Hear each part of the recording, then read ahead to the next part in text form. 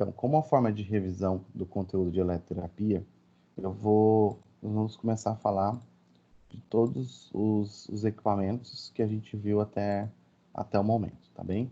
Então, antes da gente iniciar os equipamentos propriamente dito, é válido lembrar de algumas contraindicações. Por quê? Toda vez que eu conheço a contraindicação do meu equipamento, fica muito mais fácil de eu saber as indicações. Ou seja, se eu sei aonde eu não posso utilizá-lo, vai ficar muito mais fácil de saber aonde eu posso utilizá-lo, tá? Então, de uma maneira geral e sucinta, os nossos equipamentos de corrente elétrica, eu vou apresentar aqui para vocês de um modo bem global, ou seja, essas contraindicações, elas se aplicarão a todos os equipamentos de corrente elétrica, tá? Todos que a gente viu até o momento. Então, independentemente se ele é TENS, FEIS, russa ou corrente interferencial, ele vai ter essas contraindicações, tá bem? Então, vamos lá. Eu tenho como contraindicação pacientes portadores de marca-passo, pacientes gestantes, pacientes com regiões que têm alteração de sensibilidade. Temos também pacientes cardiopatas descompensados. Eu tenho como contraindicação pacientes psiquiátricos, tromboses ou algum distúrbio de coagulação, pacientes com infecções locais sistêmicas, tumores e neoplasias e área pré-cordial, tá? Eu acho que o que fica um pouco mais crítico aqui para a gente entender, eu não lembro se foi da turma de vocês ou de uma outra turma, uma colega me perguntou sobre os pacientes por que os pacientes cardiopatas descompensados e psiquiátricos são indicados, são contraindicados. Então, quando eu pego um paciente cardiopata descompensado, é aquele paciente que tem uma alteração cardíaca, porém, ele não está em tratamento, ou algum tratamento que pode ser cirúrgico ou não cirúrgico, ou medicamentoso, enfim. É um indivíduo que não apresenta algum tipo de tratamento. Então, ou seja, o paciente tem uma alteração cardíaca, uma arritmia, uma pressão alta, uma deficiência em alguma válvula, mitral, tricúspide, enfim. Então, qualquer paciente que tem alterações cardíacas, mas que não esteja em tratamento, eles são classificados como descompensados. Ou até mesmo, ele pode estar em tratamento. Só que se ele não tiver regular, por exemplo, o indivíduo tem pressão alta. E aí ele está tomando remédio para pressão. Só que mesmo tomando remédio e a pressão dele não abaixa, isso é classificado como descompensado, tá bem? Então, nesse sentido, nós teremos esse paciente como contraindicado. Por quê?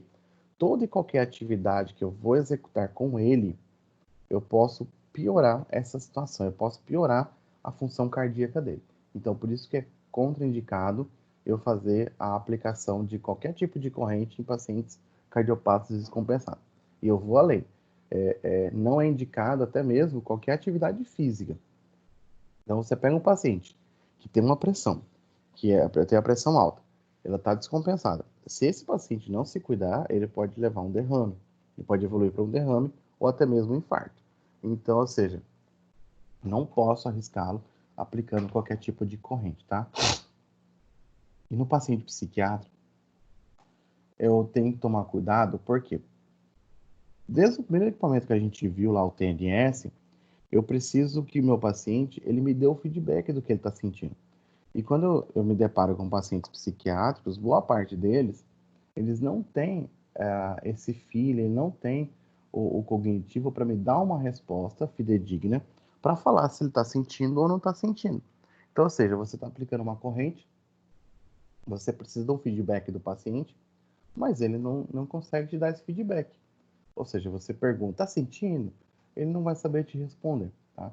Então, como a gente necessita desse feedback, então é melhor deixar como contraindicado a utilização das correntes nesse paciente, tá bem? E acho que os outros são meio tranquilos, as outras contraindicações, tá? Qualquer dúvida, vocês me interrompam. Prof, Oi. só do paciente ter pressão alta já é um problema para aplicar a corrente? Não, A pressão alta, não. Ele vai ser contraindicado quando ele tem a pressão alta e não está controlada.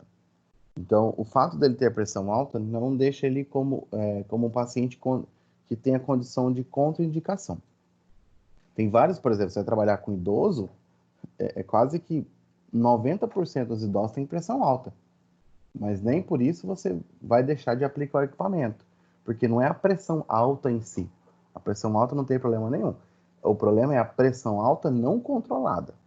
Então, o paciente ele pode ter pressão alta e não saber que tem, ou seja, tem pressão alta e não toma remédio, isso é descompensado. Ou o paciente tem pressão alta, toma o remédio, mas não é controlada. Por exemplo, a pressão nossa normal é 12/8. O paciente ele tomando remédio, se a pressão dele tiver 15/10, ela está descompensada, entendeu? Então pensa assim, qualquer alteração cardíaca descompensada, tá? Qualquer algo que não esteja dentro da normalidade. Ok. Então, tá bom. Então, é só esse cuidado. Porque senão, se a gente colocar pressão alta, qualquer pessoa que tiver pressão alta não vai poder aplicar o equipamento, entendeu? Mas tem que ser descompensado, ele não pode estar regular. Então, se a pressão dele tiver regular, tiver normal, não tem problema nenhum, tá? Inclusive, é indicado não só a aplicação de equipamentos, mas é indicado atividade física, enfim.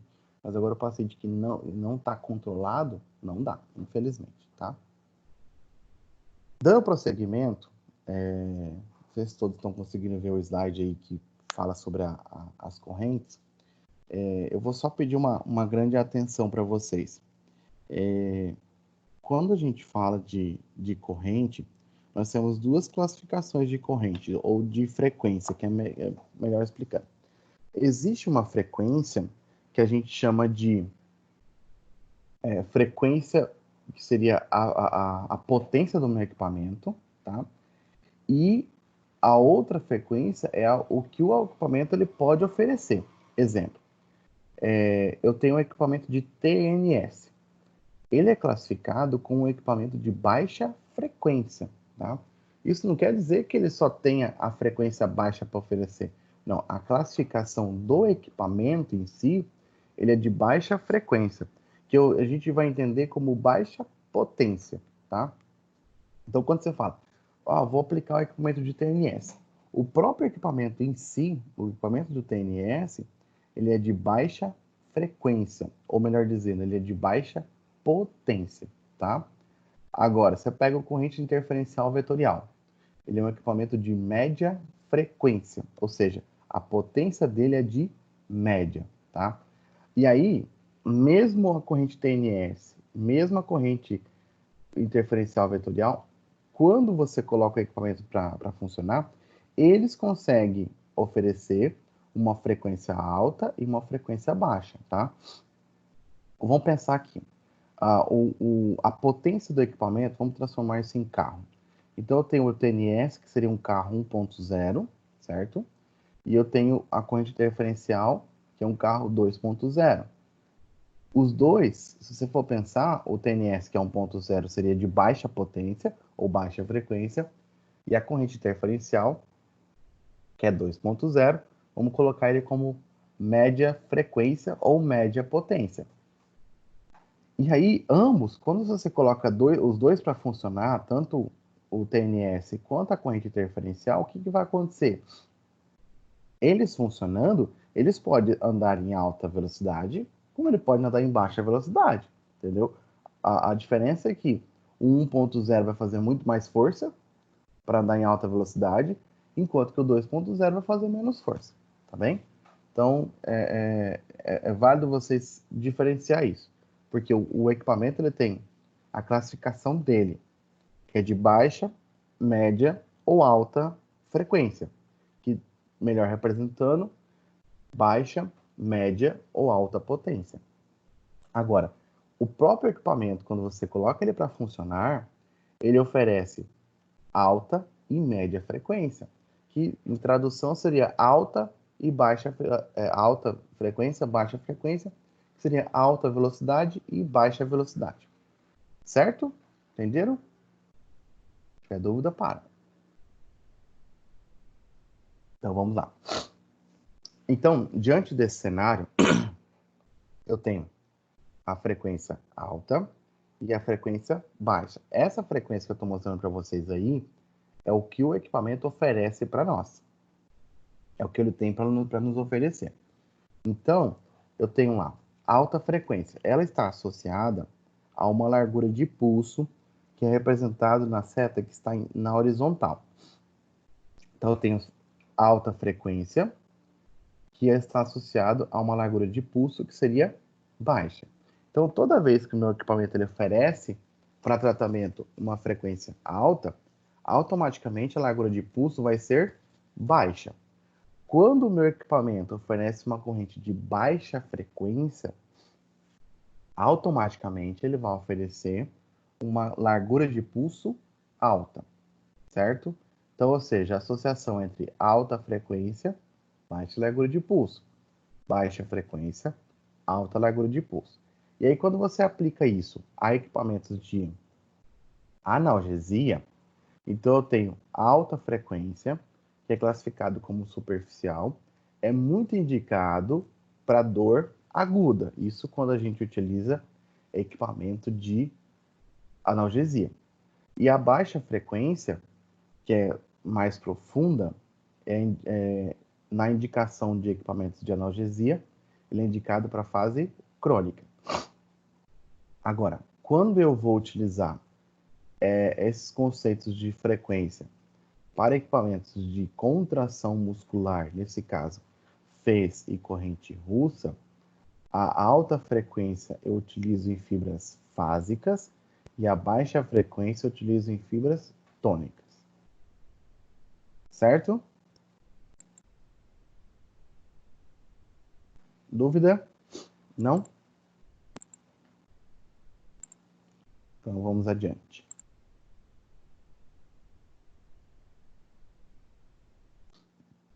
Então vamos lá. Já falei das contraindicações, agora falei da classificação das correntes, corrente de alta frequência, corrente de baixa frequência, e aí vamos propriamente dito aos equipamentos. Então, quando eu tenho o equipamento de TNS, é um equipamento que ele é classificado como de baixa frequência, ou seja, um equipamento de baixa potência, tá? É um equipamento que a gente utiliza exclusivamente para promover analgesia no meu paciente. E é um equipamento que utiliza das teorias das comportas, assim como da liberação de opioides ou opiáceos, para poder fazer a promoção de analgesia, tá? Para ele conseguir promover a analgesia. Então, ele utiliza tanto da teoria das comportas, quanto da liberação de opiáceos e opioides para promover a analgesia, tá? E quando a gente vai se deparar para manusear o equipamento de TNS, isso aqui eu até falei em sala de aula, nós temos que entender o seguinte: eu preciso conhecer o meu equipamento para que, através do conhecimento dele, eu possa determinar o funcionamento dele, tá?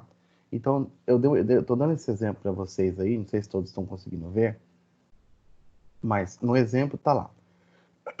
O equipamento de TNS está numa telinha azul, ele tem uma largura de pulso que varia de 20 a 400 microsegundos e uma frequência que varia de 1 a 200 Hz, tá? Como que eu vou fazer para que eu possa me orientar com esses dados? Então, para eu determinar a alta frequência que eu falei agora há pouco ou a baixa frequência, eu preciso conhecer meu equipamento, verificar lá qual que é a frequência dele, nesse caso a frequência máxima é de 200 Hz.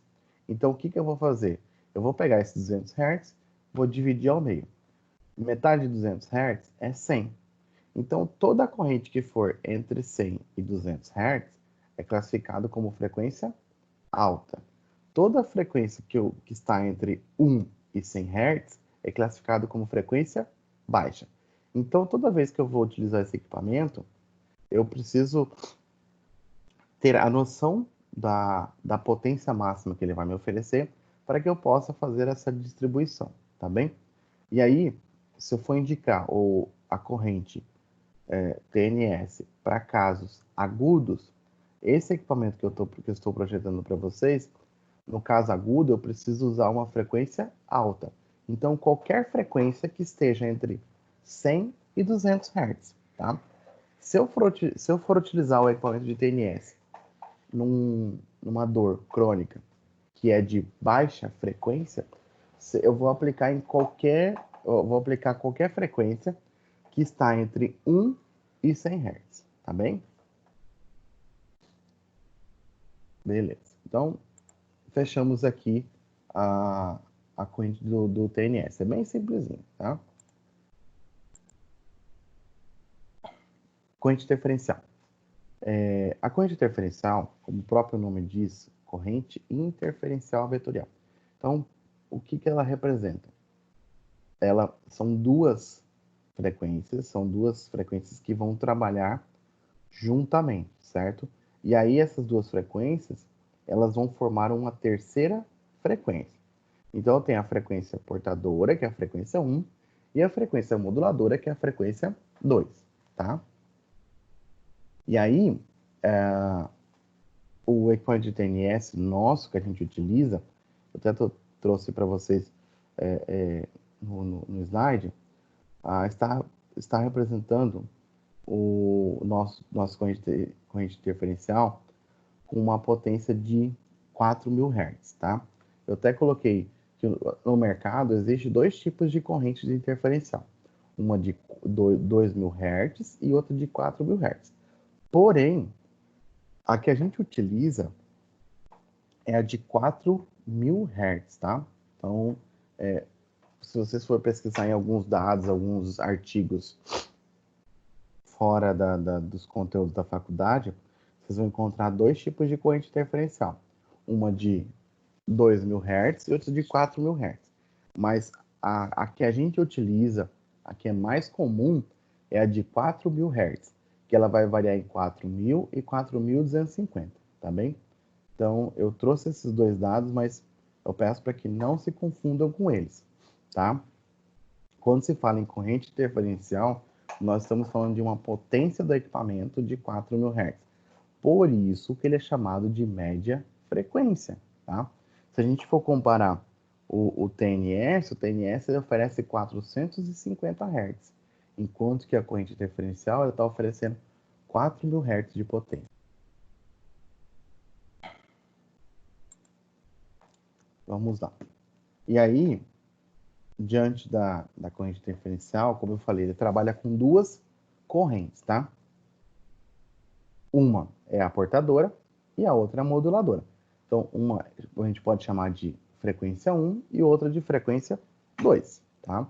E aí, o detalhe é que a frequência 1, como eu falei agora há pouco, a corrente interferencial, elas são duas frequências que elas trabalham juntas. Então, a frequência 1 vai trabalhar junto com a frequência 2. E elas trabalhando juntas, vai formar uma terceira frequência, que a gente vai chamar de frequência de tratamento. Essa frequência de tratamento está representada no slide, no canto esquerdo, onde fala-se de fase da patologia. Ou seja, eu vou utilizar a frequência de tratamento para as fases patológicas em que eu quero tratar meu paciente. Então, quando eu vou utilizar uma fase patológica aguda, estou numa fase patológica aguda, a minha frequência ela vai variar entre 130 a 150, tá? Esses números ainda é um estudo, eu diria assim, que não tem um estudo fidedigno para falar realmente é isso, tá? Então, isso vai variar muito de estudo, mas a maioria utiliza aguda entre 130 a 150. Mas tem literatura que traz para nós que na aplicação aguda pode variar de 100 até 200 Hz, tá? Quando eu falo em subaguda ela vai variar entre 80 a 120 Hz e numa fase crônica vai variar entre 25 a 75 Hz, tá? Então vamos lá. Na corrente interferencial, eu tenho a frequência 1, que vai trabalhar junto com a frequência 2. Ambas formam uma terceira frequência, que a gente chama de frequência de tratamento. tá? Lá na sala de aula, eu apresentei para vocês que eu coloquei um número e somei com o outro para dar um terceiro, tá? Então, no caso, quando eu apresentei para vocês aqui fase da patologia, essas frequências já são a frequência de tratamento. Então, o que eu preciso fazer? Eu preciso chegar nessa frequência de tratamento através da junção da frequência 1 mais a frequência 2. Exemplo, numa fase aguda, eu vou determinar utilizar 150 Hz de potência. Então, o que eu vou fazer? Eu vou colocar 100 Hz na frequência 1 e vou colocar 50 Hz na frequência 2, tá? Então, ou seja, frequência 1 mais a frequência 2, 100 mais 50 vai ser igual a 150. Esse seria a minha frequência de tratamento. Se eu for tratar um paciente numa fase patológica crônica e eu determinei uma frequência de 50 Hz, o que eu vou fazer? Eu vou pegar a frequência 1, vou colocar de 30, e a frequência 2 eu vou colocar de 20. Ou seja, frequência 1 de 30 mais frequência 2 de 20 vai dar 50, tá bem? Que é a frequência de tratamento que eu determinei. Certo? Então, se tiver alguma dúvida, pergunta. E aí, eu tenho um outro parâmetro para que eu preciso ajustar no meu equipamento, que é o parâmetro que a gente chama de swap mod ou slope, tá? O que ele é? Ele serve para determinar o desenho da minha onda e, ao mesmo tempo, para confirmar o que eu estou tratando. Então, exemplo, é a mesma coisa do equipamento perguntar para vocês. Vocês têm certeza que você está usando, você tem certeza que você vai aplicar esse equipamento para fase aguda?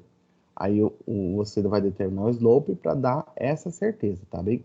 Então, ou seja, o equipamento ele vai confirmar com você se realmente é isso que você vai aplicar.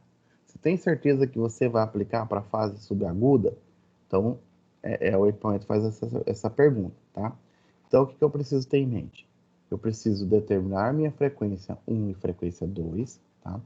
Que vai se tornar, no final, a soma das duas, a frequência de tratamento.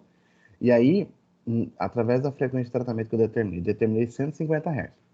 150 Hz ela é indicada para casos agudos, tá?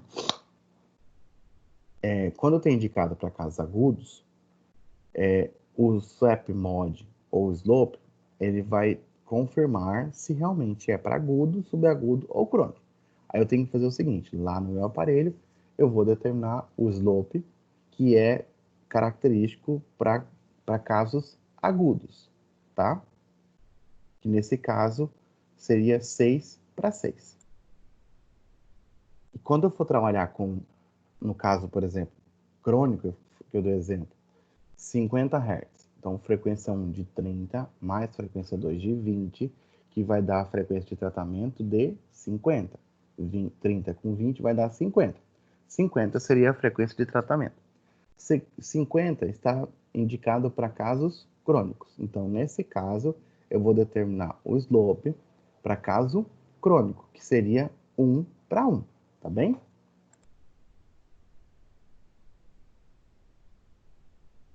Ok. E assim a gente fecha a nossa corrente interferencial. E aí, para a gente iniciar as correntes de contração muscular, antes disso eu preciso compreender o cenário que eu vou trabalhar. Esse cenário seria os tipos de fibra muscular que eu vou trabalhar. Então, ou seja, eu vou determinar, eu vou entender, eu vou conhecer as minhas fibras musculares, a minha musculatura, para que assim eu possa aplicar o meu equipamento.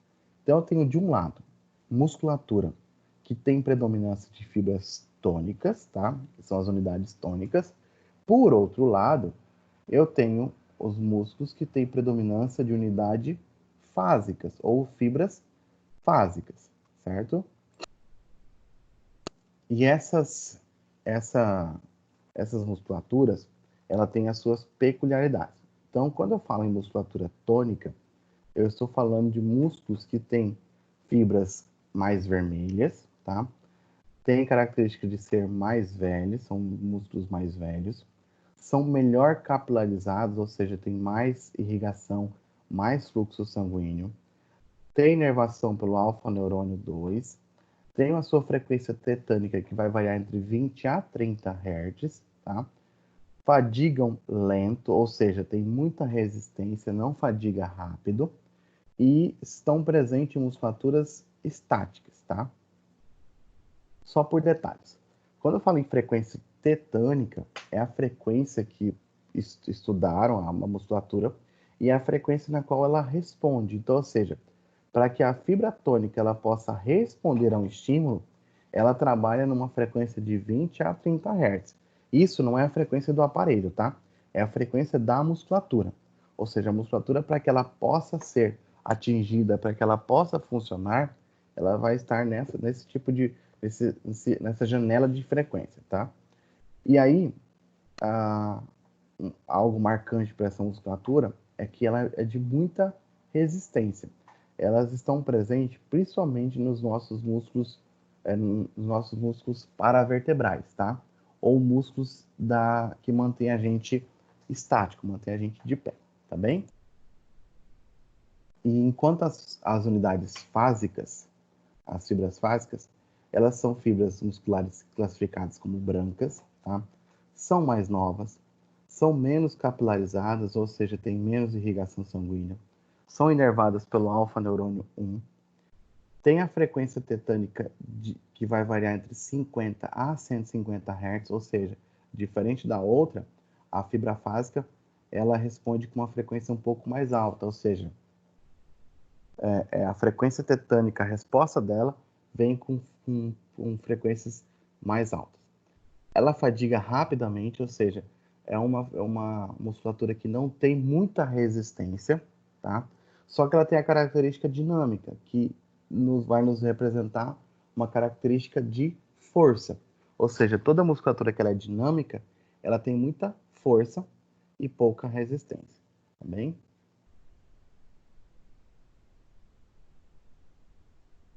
E aí, para a gente aplicar os nossos equipamentos de corrente para contração muscular, além de eu conhecer a fibra muscular, eu preciso entender os objetivos ou conhecer os objetivos desse equipamento. Então, eu tenho de um lado a prevenção de atrofia muscular, tá? Eu tenho a melhora do tônus muscular, eu tenho o objetivo de fortalecimento sem atrito articular, tem o objetivo de reforçar a musculatura e além do objetivo de readaptar o exercício, tá? Então, esses são os objetivos para que eu possa aplicar o meu equipamento de contração muscular. E dentro dos equipamentos de contração muscular, eu tenho a corrente FES, tá? Que é a estimulação elétrica funcional. Ele tem como sua característica ser um equipamento de baixa frequência, tá? E aí ele provoca contrações musculares através de estímulos motores, tá? Do neurônio motor superior. Então, ou seja, você faz o estímulo periférico, ou seja, você aplica, coloca o eletrodo na musculatura, e aí a corrente elétrica sai do equipamento, passa para a musculatura, e aí inicia o processo de contração muscular, tá bem? Só lembrando que a corrente de Fez, ela é classificada como uma corrente de baixa frequência, tá? Ou seja, baixa potência. E aí, para os critérios para estimulação, quando eu me deparo com a fibra tônica, eu vou utilizar a frequência baixa. Quando eu me deparo com uma fibra fásica, eu vou usar uma frequência alta, tá? Por que isso? Porque a característica das fibras tônicas, ou seja, a frequência tetânica da fibra tônica, ela tende a ser baixa, enquanto que a frequência tetânica das fibras fásicas, ela tende a ser alta, tá bem? Então, por isso que quando a gente for aplicar o equipamento, na hora de eu ajustar a frequência que vai sair do equipamento, eu vou selecionar para fibras tônicas frequências baixas e para as fibras fásicas frequências altas. E todo equipamento de contração muscular, independentemente de fez ou de russa, ele tem os tempos que a gente precisa determinar para que aconteça a contração muscular. Então, eu tenho os parâmetros de Easy, que é a rampa de subida, eu tenho o Decay, que é a rampa de descida, eu tenho o tempo on, que é o tempo em que o equipamento vai estar ligado, oferecendo a corrente, e eu tenho o tempo off, que seria o tempo em que o equipamento vai estar desligado, ou melhor dizendo, é o repouso, é o descanso entre uma contração e outra, tá? Esses tempos são representados aqui, ó, rampa de subida, tempo on, rampa de descida, e o off é o descanso. Aqui novamente. Então eu tenho rampa de subida, tempo on, rampa de descida e tempo off. Então, nos desenhos, a rampa de subida está representada pelo número 2. No primeiro desenho ali em cima, a rampa, o tempo on, que é o tempo de contração, está representado pelo número 8. A rampa de descida, que está representada pelo número 2, certo? E o repouso está representado pelo número 16. Agora vamos entender um pouco esses números, tá? Antes desse desenho, está escrito tônica maior que 4 segundos. O que é isso? Que para eu recrutar as fibras tônicas com equipamento de fez, eu preciso que o meu tempo on seja maior que 4 segundos. Ou seja, eu tenho ali, ó, nesse primeiro desenho, ao meu tempo on, ele vai ter que ser maior que 4 segundos, tá? Eu coloquei 8. Então, ou seja, 8 é maior que 4, tá certo. Meu tempo on vai ter que ser maior que 8, perdão, vai ter que ser maior que 4 segundos. Eu apresentei para vocês o tempo 8. Posso utilizar 5? Pode, desde que esteja acima de 4 segundos. Posso utilizar 6, 7, 8? Posso, não tem problema, tá? Então, para fibra tônica, eu vou utilizar o meu tempo on maior do que 4 segundos. Então, e aí tem um outro segredo, que é o tempo off. Abaixo do desenho está lá, tônica, off é igual a on vezes 2. O que é isso? O que representa? Oi, Lucas. Oi. Não tô te ouvindo, Lucas. Manuel. Oi? Manuel? Oi.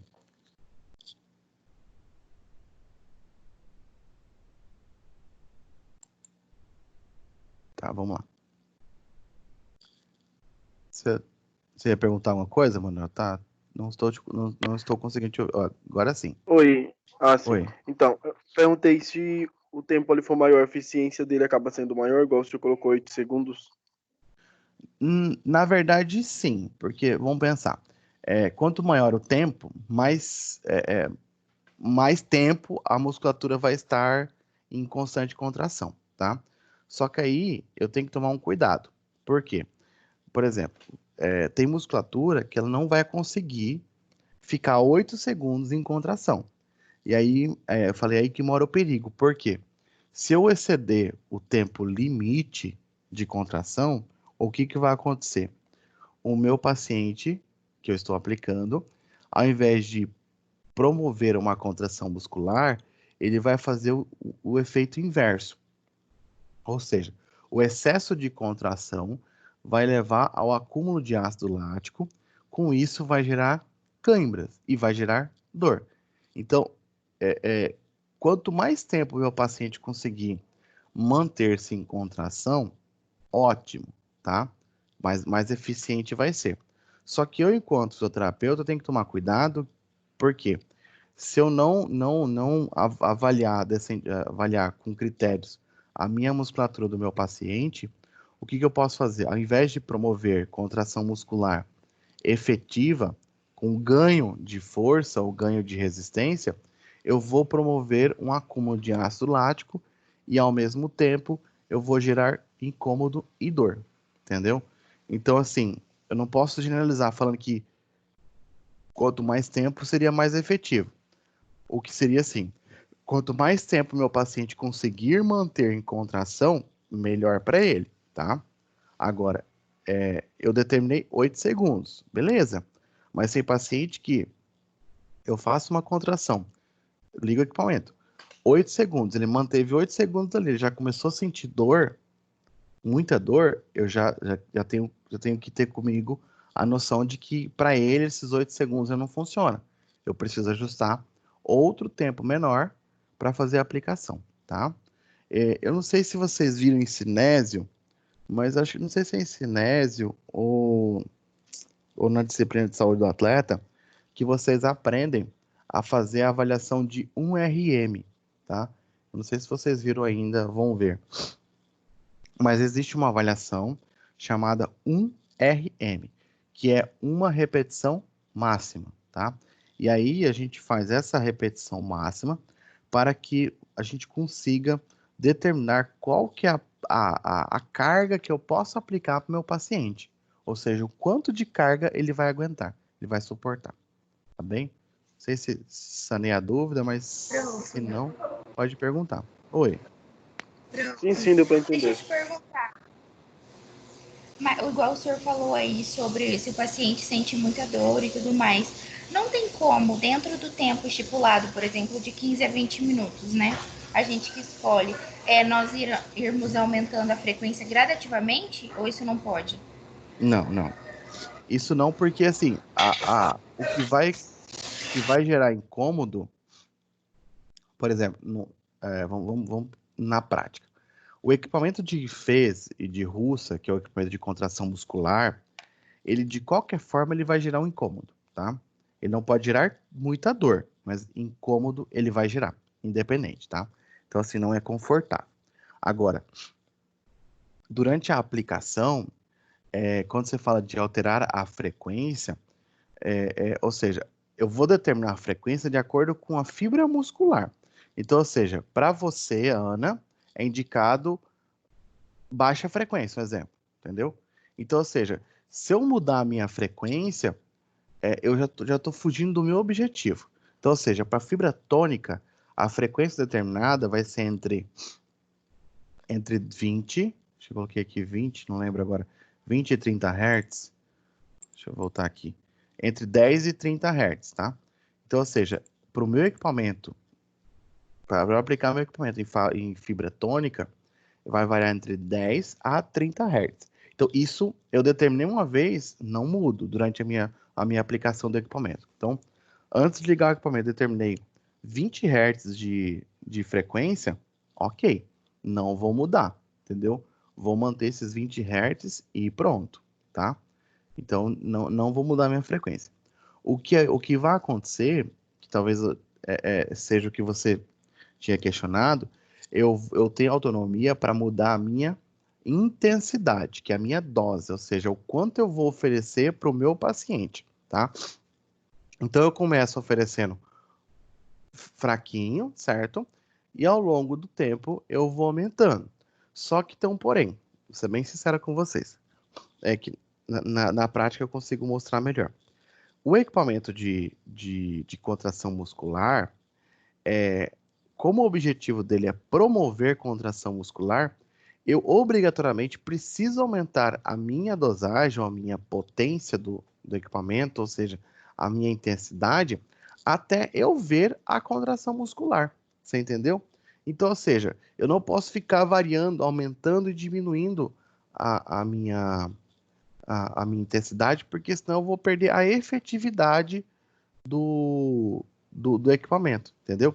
Então, ou seja, para Ana Paula, eu consegui determinar, a musculatura dela começou a contrair numa dosagem de 10 miliampere, ou seja, ele vai ficar contraindo o tempo todo nessa dosagem de 10 miliampere.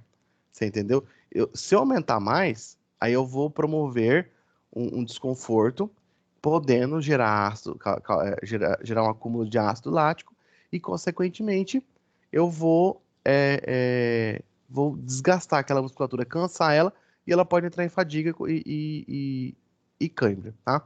Agora, se eu coloco uma dosagem, uma intensidade menor do que o que você precisa, no caso, o exemplo, estou dando um exemplo que você vai precisar de 10 mA. Se eu dou uma dosagem menor do que você precisa, eu não vou ver a musculatura contraindo, e aí é a mesma coisa de não ter aplicado nada. Entendeu? Não sei se ficou claro para você, mas... Eu entendi sim. Oi? Eu entendi sim, ficou bem claro agora. Isso tudo vai depender da forma com que o seu corpo vai responder, entendeu? E é o que eu falo. Eu preciso de prática para mostrar isso para vocês, entendeu? Mas, enfim. Prof, mas, Oi. por exemplo, se o paciente está com muita dor, aí eu paro, né? Porque senão eu perdo, se eu aumentar gradativamente, perde a efetividade do equipamento. Mas aí eu posso parar e depois eu volto de novo? Não tem problema? Não, não tem problema nenhum, não.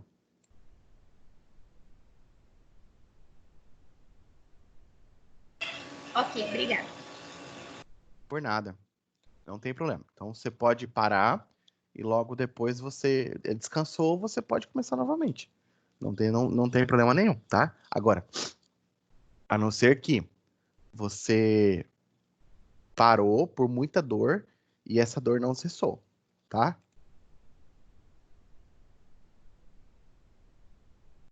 Tudo bem. Então tá bem.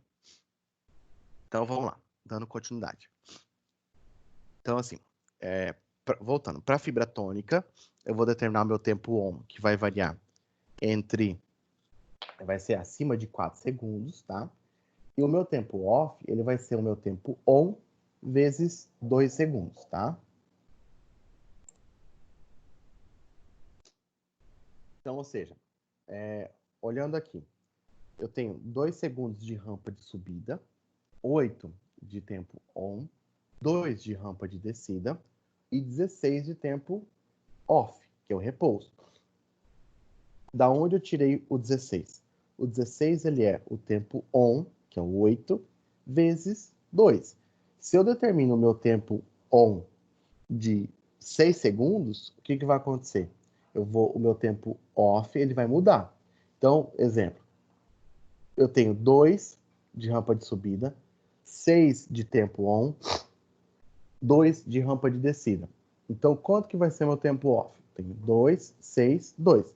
Meu tempo off ele é o tempo on vezes 2. O meu tempo on ele é de 6 segundos.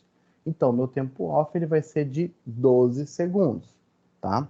Então, à medida que eu mudo o meu tempo on, eu vou mudar o meu tempo off. Por quê? Porque o meu tempo off é determinado de acordo com o tempo on, tá?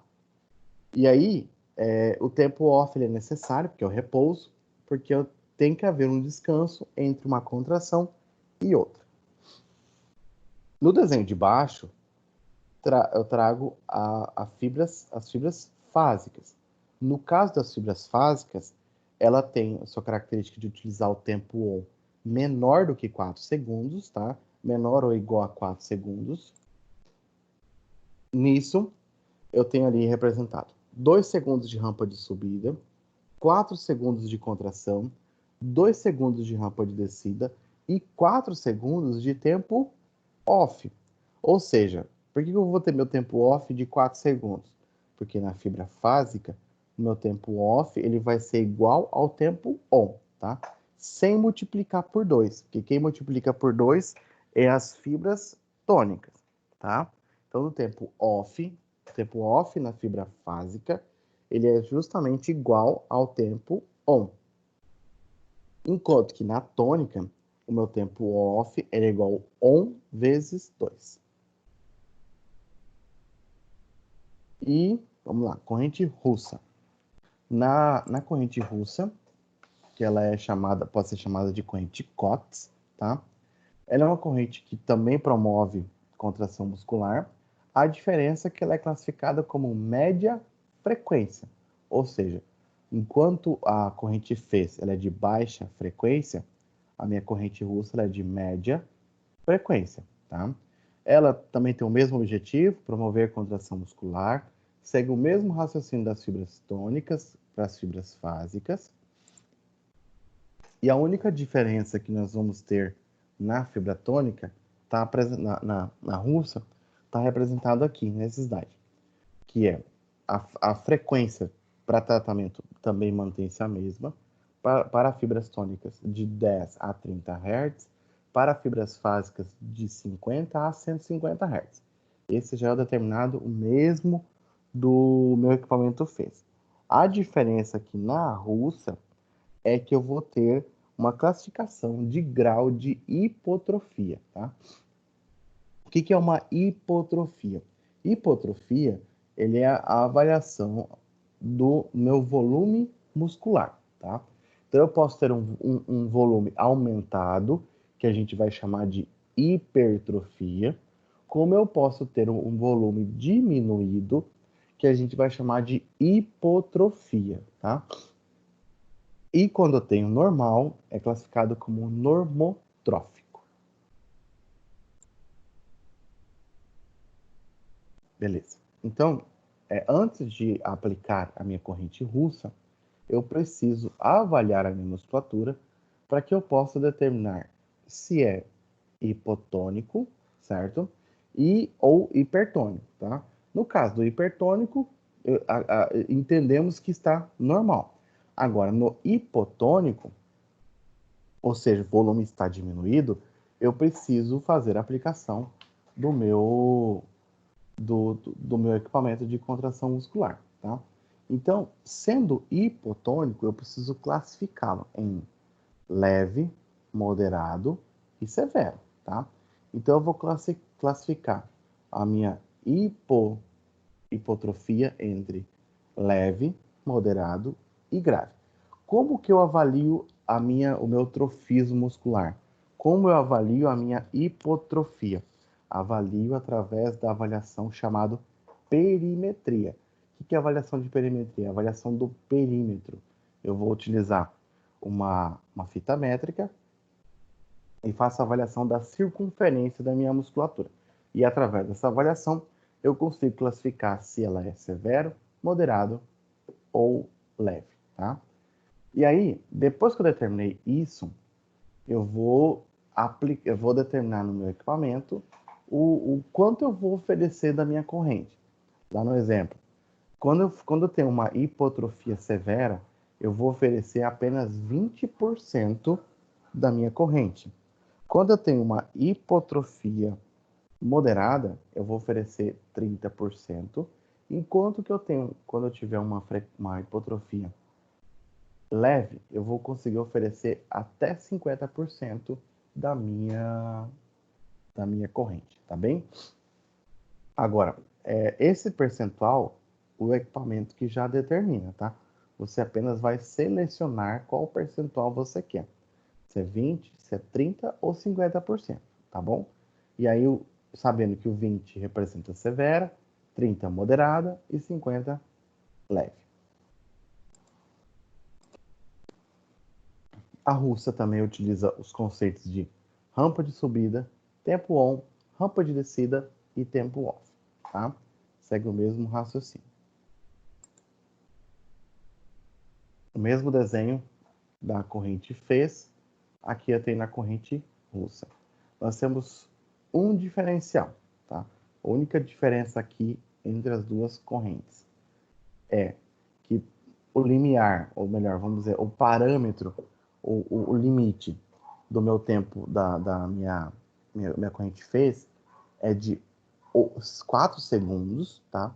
Ou seja, meu corte, que vai determinar, que vai diferenciar, o que vai dividir em tônica e fásica no fez é 4 segundos de tempo on. Enquanto que na russa, o número que divide entre tônica e fásica é de 6 segundos na corrente russa. Então, vou lá, recapitulando. Quando eu vou utilizar a corrente fez, eu tenho um limiar, certo? Que é 4 segundos. 4 segundos lá na corrente fez, a maior que 4 segundos é corrente aplicado para fibras tônicas, menor que 4 segundos para fibras fásicas. Enquanto que na corrente russa, ao invés de 4, eu vou usar 6 segundos, ou seja, 6 segundos, maior que 6 segundos, fibras tônicas, menor que 6 segundos, fibras fásicas, tá? Aí agora me pergunto, por que eu tenho essa diferença, tá? Como a corrente fez é uma corrente de baixa frequência, ela é menos confortável se comparar com a corrente russa. Então, ou seja, quanto menor a minha potência do equipamento, mais incômodo ele vai ter. Exemplo do carro 1.0. Para ele andar a 100 km por hora, ele vai ter que fazer muito mais força, porque ele tem pouca potência, então ele vai fazer muito mais ruído, muito mais barulho no motor. Enquanto que o carro 2.0, que tem muita potência, ele não precisa fazer muita força para conseguir chegar aos 100 km por hora. Então, ou seja, na corrente fez, eu coloco o 4 segundos de limiar. Por quê? Porque se eu ficar muito tempo com a corrente fez, como ela é desconfortável, eu vou incomodar muito meu paciente e vou gerar dor antes do tempo, tá? Ou vou gerar muito incômodo. Como a corrente russa ela é mais confortável, eu posso manter ele durante a contração por um bom tempo, certo? Então eu posso utilizar os 6 segundos como o meu diferencial entre fibras fásicas e fibras tônicas, tá bom? Então, ou seja, na russa eu utilizo 6 segundos, tá, de diferencial, enquanto que lá no fez eu vou utilizar apenas 4 segundos, tá? Tem alguma dúvida? Pergunte. E aí o resto mantém do mesmo jeito. Rampa de subida, tempo on, rampa de descida e tempo off. Na tônica, mesmo na corrente russa, o tempo off é o tempo on multiplicado por 2. Na fásica, o tempo on ele é igual, o tempo off ele é igual ao tempo on. Então, no exemplo lá em cima, eu tenho 2 de rampa de subida, 8 de contração, 2 de descida e 16 de repouso. Por que 16? Eu peguei o tempo on, que é 8, e multipliquei por 2, que deu 16. Se o meu tempo on fosse de 7 segundos, seria 7 vezes 2, que vai dar 14 segundos. Ah, mas e se meu tempo on for de 10 segundos? Não tem problema. O tempo off vai ser tempo on de 10 vezes 2, que vai dar 20, tá? Já na fásica, não. Na fásica, eu vou trabalhar o meu tempo off igual ao meu tempo on. Então, se o meu tempo on está ali representado por 4 segundos, o meu tempo off vai ser 4 segundos. Se o meu tempo on for de 5 segundos, então o meu tempo off vai ser 5. Se o meu tempo on for de 1 segundo, o meu tempo off vai ser de 1 segundo. Bem? E é isso. Bem tranquilinho. Professor, Oi. como o senhor disse que nas fibras tônicas é de 10 a 30 Hz, que é uma frequência baixa, né? No exercício, o senhor vai falar a fibra, se for fazer algum exercício, por exemplo? Olha, posso até falar, mas o ideal é que vocês consigam diferenciar a fibra muscular, entendeu? O ideal é que vocês possam identificar qual que é a fibra muscular. Quando eu volto lá no comecinho, quando eu falei dos tipos de fibras, então, ou seja, eu vou buscar no meu organismo aonde estão essas fibras musculares, tá? Exemplo, ó, fibra tônica, ela está presente nas musculaturas estáticas. Aí agora basta você saber o que é uma musculatura estática. Enquanto que as fibras fásicas estão na musculatura dinâmica. Aí basta você saber o que é a musculatura dinâmica, que você pode aplicar o equipamento. Entendeu? Ah, entendi, professor. Mas se eu for passar um exercício sobre isso, eu vou falar fibra tônica e fibra fásica. Tá? Fique tranquilo. Tá, obrigada. Mas o ideal, por exemplo, você vai atender um paciente. Entendeu? Ele não vai te falar, eu tô com dor na minha fibra tônica, eu tô com fraqueza na minha fibra tônica, estou com fraqueza na minha fibra fásica. Ele não vai te falar. Então você já tem que fomentar a descoberta disso. Você já precisa entender como descobrir quando descobrir que o músculo é tônico e quando descobrir que o músculo é fásico. Tá bem? Tudo bem, professor. Obrigada.